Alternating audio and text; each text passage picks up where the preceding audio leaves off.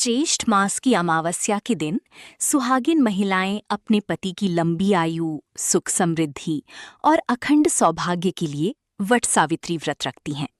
इस व्रत में वट वृक्ष अर्थात बरगद के पेड़ की पूजा की जाती है, क्योंकि इसे दीर्घायु और अमरत्व का प्रतीक माना गया है। इस व्रत की सबसे प्रसिद्ध कथा माता सावित्री और सत्यवान की है। प्राचीन समय में मद्र देश में एक धर्मात्मा और प्रतापी राजा रहते थे, जिनका नाम था राजा अश्वपति। उनके राज्य में धन, वैभव और सुख की कोई कमी नहीं थी, लेकिन राजा और उनकी रानी संतान सुख से वंचित थे। संतान प्राप्ति के लिए राजा अश्वपति ने वर्षों तक कठोर तपस्या की और माता सावित्री की आराधना की। उनकी भक्ति से प्रसन्न होकर देवी ने उन्हें तेजस्विनी पुत्री का वरदान दिया। कुछ समय बाद रानी ने एक सुंदर कन्या को जन्म दिया। देवी के आशीर्वाद से प्राप्त होने के कारण उस कन्या का नाम रखा गया सावित्री। सावित्री बचपन से ही अत्यंत सुंदर, बुद्धिमान, तेजस्वी और धार्मिक स्वभाव की थीं। जैसे जैसे वे बड़ी हुईं, उनका तेज और गुणों की प्रसिद्धि दूर दूर तक फैलने लगी। जब सावित्री विवाह योग्य हुई, तब राजा अश्वपति ने उनसे योग्य वर चुनने को कहा। सावित्री वन वन घूमकर विभिन्न राजकुमारों को देखने लगी। उसी दौरान उनकी भेंट एक वनवासी राजकुमार सत्यवान से हुई।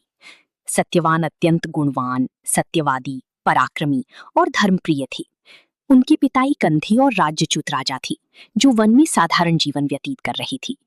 सावित्री ने मन ही मन सत्यवान को अपना पति स्वीकार कर लिया। जब सावित्री ने अपने पिता को अपने निर्णय के बारे में बताया, तभी वहां देवर्षि नारद उपस्थित हुए। नारद जी ने कहा, सत्यवान सभी गुणों से युक्त है, लेकिन उसकी आयु बहुत अल्प है। विवाह के ठीक 1 वर्ष बाद उसकी मृत्यु निश्चित है। ये सुनकर राजा अश्वपति चिंतित हो गए और उन्होंने सावित्री को अपना निर्णय बदलने के लिए कहा। लेकिन सावित्री ने दृढ़ स्वर में कहा, आर्य कन्या जीवन में केवल एक बार ही पति का चयन करती है। मैंने सत्यवान को मन से अपना पति मान लिया है, इसलिए अब मैं किसी और से विवाह नहीं करूंगी। सावित्री की दृढ़ता देखकर राजा ने विवाह की अनुमति दे दी। विवाह के बाद सावित्री अपने पति सत्यवान और सास ससुर के साथ वन में रहने लगी। उन्होंने राजमहल का सुख त्याग कर साधारण जीवन अपना लिया। वे अपनी सास ससुर की सेवा करती और पति के साथ प्रेम पूर्वक जीवन बिताने लगी। लेकिन देवर्षि नारद की बात उनके मन में हमेशा रहती थी। धीरे धीरे वह दिन भी निकट आने लगा जब सत्यवान की मृत्यु का समय आने वाला था। जिस दिन सत्यवान की आयु समाप्त होने वाली थी, उससे 3 दिन पहले ही सावित्री ने कठोर व्रत और उपवास आरंभ कर दिया। उन्होंने दिन रात भगवान की आराधना की और अपने पति की रक्षा के लिए प्रार्थना करने लगीं। निर्धारित दिन सुबह सत्यवान लकड़ियां काटने वन में जाने लगे। सावित्री ने भी उनके साथ जाने की अनुमति मांगी। सत्यवान उन्हें साथ लेकर वन में चले गए। कुछ समय बाद लकड़ियां काटते काटते सत्यवान को अचानक चक्कर आने लगे। उन्होंने कहा, सावित्री, मेरे सिर में बहुत पीड़ा हो रही है। सावित्री ने सत्यवान का सिर अपनी गोद में रख लिया। तभी वहां मृत्यु के देवता यमराज प्रकट हुए। यमराज ने सत्यवान के प्राण अपनी पाश में बांध लिए और दक्षिण दिशा की ओर चल पड़े। सावित्री भी उनके पीछे पीछे चलने लगीं।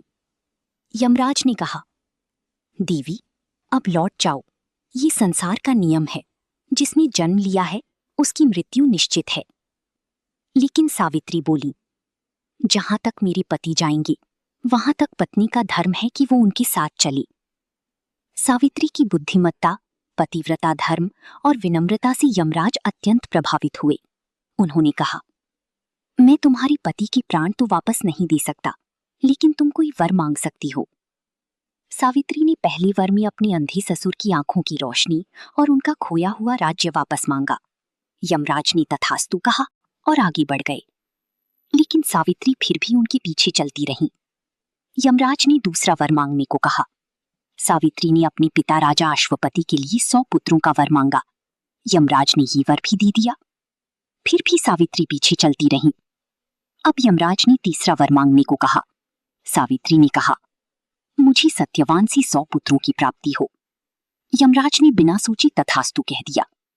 तभी सावित्री ने विनम्रता से कहा, हे धर्मराज, यदि मेरे पति जीवित नहीं रहेंगे तो मुझे पुत्र कैसे प्राप्त होंगे। यमराज अपनी भूल समझ गए। वे सावित्री की अटल निष्ठा, प्रेम और बुद्धिमत्ता से अत्यंत प्रसन्न हुए। उन्होंने सत्यवान के प्राण वापस लौटा दिए और कहा, देवी, संसार में तुम्हारी समान पतिव्रता स्त्री दुर्लभ है। यमराज की अंतर्धान होते ही सत्यवान पुनः जीवित हो उठी। उन्हें ऐसा लगा मानो वे गहरी नींद सी जागी हो। सावित्री उन्हें लेकर आश्रम लौटी। उधर उनकी ससुर की आंखों की रोशनी लौट आई थी और उन्हें अपना खोया हुआ राज्य भी वापस मिल गया। इस प्रकार सावित्री की भक्ति, तप और अटूट पतिव्रता धर्म के कारण सत्यवान को नया जीवन प्राप्त हुआ। कहा जाता है कि जिस वट वृक्ष के नीचे सावित्री ने तपस्या की थी, उसी कारण इस व्रत में वट वृक्ष की पूजा की जाती है।